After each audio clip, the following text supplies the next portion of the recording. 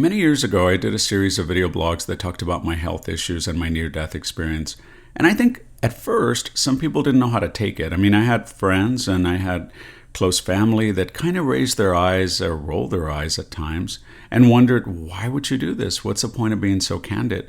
But for me, it was always about trying to help people that were in similar situations. And if you listen to the 2005 and the 2012 video, it sounds like I lived happily ever after, but I didn't. A lot of things happened after that point. And that's what this video blog is about. Nearly 20 years ago, I weighed 305 pounds.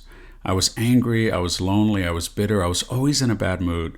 And one day, I ended up in the emergency room dying from something called diverticulitis. 14 agonizing days. On the third night, it was probably the worst night ever. And I woke up around 3 o'clock in the morning. It was gloomy, raining outside. And I just stared and I thought, wow, I'm such a loser. I've never accomplished anything in my life. I'm probably going to die and no one's going to know who John Mello ever was. And it was at that point that I made a promise that I would make some changes if I was given another chance.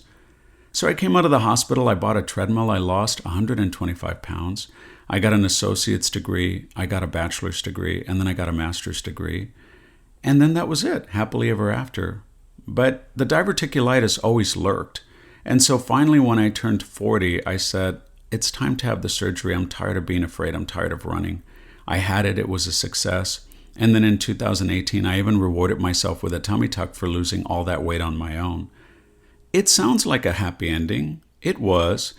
But what I don't talk about in the video blog is the pain, the suffering, the times I got dizzy, the times I wanted to throw up. When I woke up from the surgery, my doctor telling me that she thought I went through something comparable to childbirth. It was a lot of embarrassing situations with the disease, having virtual colonoscopies and whatnot. But they made me stronger. Every experience that I went through made me stronger. I found a way of coping with it. Funny enough, a lot of people, they cry, they get emotional. I used to get angry at the disease. I used to want to fight the disease. And there were many times that I'd be sitting in the bed in enormous pain and I would get angry and force myself to get up.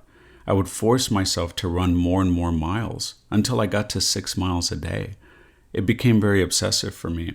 It's so easy for us to want to wrap ourselves in a cocoon when something bad happens. But these are the times that really define us. This is when we should step it up a notch. Don't be afraid to take challenges.